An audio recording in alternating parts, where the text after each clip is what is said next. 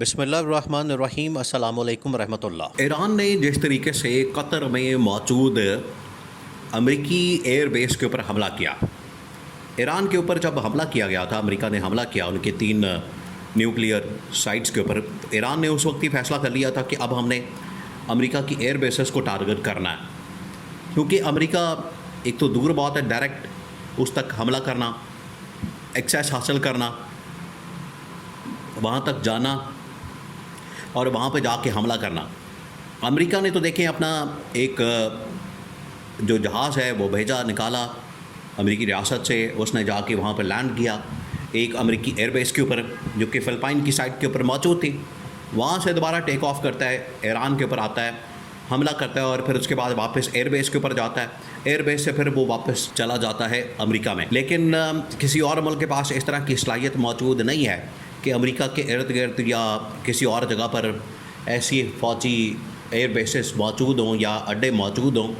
جہاں سے اپنے جہاز بھیج کر امریکہ کے اوپر ڈائریکٹ حملے کیا جائے۔ تو ڈائریکٹ حملہ کرنا تو تھوڑا مشکل ہے، لیکن ایران کے پاس یہ آپشن موجود تھی کہ جو امریکہ کے فوجی اڈے موجود ہیں عرب ممالک میں، یہاں پر حملہ کر دیا جائے۔ تو ایران نے جو نشانے پر رکھا ہوا تھا، ایران نے سب سے پہلے ٹارگٹ کی بڑی ایئر بیس امریکہ کی قطر کے اندر، پھر اس کے بعد نمبر آنا تھا بحرین کا، پھر کویت کا، پھر سعودی عرب اور پھر UAE کا۔ اب جیسے ہی حملہ ہوتا ہے تو محمد بن سلمان نے سب سے پہلے قطر کے ساتھ بات چیت کی، پھر امریکہ کے ساتھ، پھر ایران کے ساتھ، پھر روس کے ساتھ، ترکی کے ساتھ، چین کے ساتھ، یعنی محمد بن سلمان نے بڑے بڑے لیڈرز کے ساتھ بات کی اور ملاقات کی، یا آپ کہہ لیں کہ ٹیلی فونک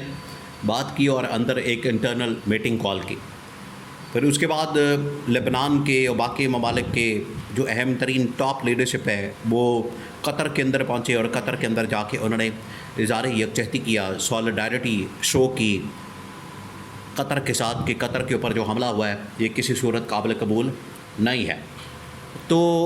یہ جو ایک سلسلہ شروع ہوا تھا، یہ براہ راست نظر آ رہا تھا کہ معاملہ تیسری عالمی جنگ کی طرف جا سکتا ہے۔ اب یہاں پر آپ رک جائیں، یہ جو تیسری عالمی جنگ ہے یہ بڑی خطرناک اور خوفناک تھی، کیونکہ اس سے پہلے دنیا 2 جنگیں دیکھ چکی ہے عالمی سطح کی، جس میں پہلی جنگ ہوئی، دوسری جنگ جو ہے بڑی خوفناک طریقے سے ختم ہوئی، جاپان کے اوپر حملہ کر دیا گیا، جاپان کے اوپر جو حملہ کیا گیا، ایٹم بم مارا گیا، اس کے بعد دنیا نے فیصلہ کر لیا تھا کہ ایٹم بم کا استعمال نہ کیا جائے۔ ایٹمی صلاحیت اگر کوئی ملک حاصل کرتا ہے تو کوشش کرے کہ پھر اس کو استعمال نہ کریں، اس کو ایک ڈیٹرنس کے طور پر اپنے پاس رکھے، لیکن اس کو استعمال نہ کریں۔ تو اب یہ دنیا تیسری عالمی جنگ کی طرف جا سکتی تھی، جس کے خطرات پیدا ہو گئے تھے، اور عمران خان اس کے بارے میں پہلے سے ہی پریڈکشن اور وارننگ دے چکا تھا۔ عمران خان کی پیشن گوئی آلریڈی موجود تھی اس معاملے کے اوپر، عمران خان یہ کہہ چکا تھا، بات کر چکا تھا، اور عمران خان اس بارے میں پریڈکشن دے چکا تھا کہ اگر ہم نے حالات و واقعات کو کنٹرول نہ کیا، بہتر نہ کیا، اور سچویشن کو ہم نے ٹھیک طرح سے ہینڈل نہ کیا، اس کو اپنے طریقے سے نہ چلایا، تو دنیا تیسری عالمی جنگ کی طرف چلے جائے گی۔ دنیا کے اندر پھر حالات بڑے خراب ہو جائیں گے، دنیا کے اندر سچویشن بڑی تیزی کے ساتھ بدل جائے گی۔ تو ہم نے تیسری عالمی جنگ کو روکنا ہے، اور تیسری عالمی جنگ کو ہم نے ہر صورت میں کنٹرول کرنا ہے۔ اب محمد بن سلمان نے جب یہ سچویشن دیکھی تو ان کو بھی آئیڈیا ہو گیا، آئیڈیا ہو جاتا ہے، یہ ایک بچے کو بھی پتہ چل گیا تھا کہ حالات کتنے خراب ہو گئے ہیں۔ عرب ممالک کے اندر یہ اگر جنگ پھیلتی ہے تو کئی پاکستانی، کتنے لاکھ، کتنے کروڑ پاکستانی یہاں پر موجود ہیں عرب ممالک کے اندر، ان کو نکالنا، ان کی سیفٹی، سیکیورٹی، اور عرب ممالک کو خود سے ایک بہت زیادہ تھریٹ جاری ہو گئے تھے۔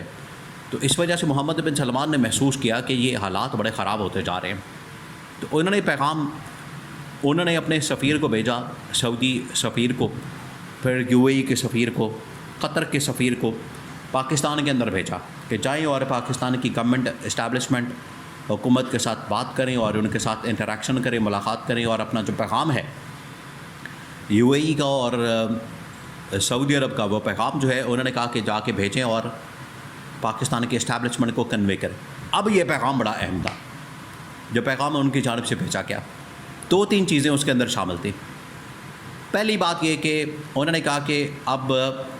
پاکستان کو بیچ میں پڑنا چاہیے اور چین کو بیچ میں ڈالنا چاہیے، کیونکہ پاکستان اور چین اس جنگ کو روک سکتے ہیں۔ ان کے پاس یہ صلاحیت موجود ہے، ان کے پاس یہ ایبلٹی موجود ہے، ان کے پاس یہ قابلیت موجود ہے، اور ان کو چاہیے کہ صلاحیت کو استعمال کرتے ہوئے یہ جو جنگ شروع ہوئی ہے عرب ممالک کے ساتھ، ایران کے ساتھ، اسرائیل کے ساتھ، اس کو روکیں۔ تو دیکھیں پاکستان نے اس میں کردار ادا کیا ہے، جہاں پر ڈائریکٹ ایک تو کانٹیکٹ اسٹیبلش ہوا امریکی صدر کا ایران کی ٹاپ لیڈرشپ کے ساتھ، قطر کی اور اسرائیل کی لیڈرشپ کے ساتھ۔ سب سے پہلے تو ان 3 کے ساتھ رابطہ کیا گیا، پھر میڈیشن کے لیے، ثالثی کے لیے اور کردار ادا کرنے کے لیے کہ کون کس ملک کی زیادہ سے ہے، کون زیادہ بات کر سکتا ہے، کسی کی بات کے اندر وزن موجود ہے، کون زیادہ اس معاملے کے اوپر بات کر سکتا ہے، کس کے اندر یہ صلاحیت موجود ہے۔ تو ان کو اس میں پاکستان کا بھی ذکر کیا گیا، پاکستان کا بھی نام لیا گیا، پاکستان کو بھی مینشن کیا گیا کہ پاکستان بھی چاہے اس میں بات کریں، پاکستان بھی چاہے اس میں کردار ادا کرے، اور پاکستان بھی چاہے اس میں رول پلے کرے، یہ کہا گیا۔ تو پاکستان کو بھی کانٹیکٹ کر کے یہاں پر یہ بات میسج کنوے کیا گیا۔ یہاں پر اب محمد بن سلمان نے ذکر کیا کہ پاکستان میں کون ہے جو اس پوری سچویشن کو ڈیل کر سکتا ہے۔ محمد بن سلمان نے پہلے بھی اس طرح کی صلح صفائی کروانے میں ایران کی، سعودی عرب کے ساتھ، امریکہ کے ساتھ عمران خان نے کردار ادا کیا ہوا ہے، عمران خان نے رول پلے کیا ہوا ہے، عمران خان نے یہ کام کیا ہوا ہے، عمران خان کو اس بات کا پتہ ہے۔ تو انہوں نے کہا کہ اگر عمران خان اس بات کے اوپر آتا ہے، آمادہ ہوتا ہے، ریڈی ہوتا ہے، ایگری کرتا ہے، پاکستان کے اسٹیبلشمنٹ کو یہ پیغام دیا جاتا ہے، پاکستان کو یہ کہا جاتا ہے،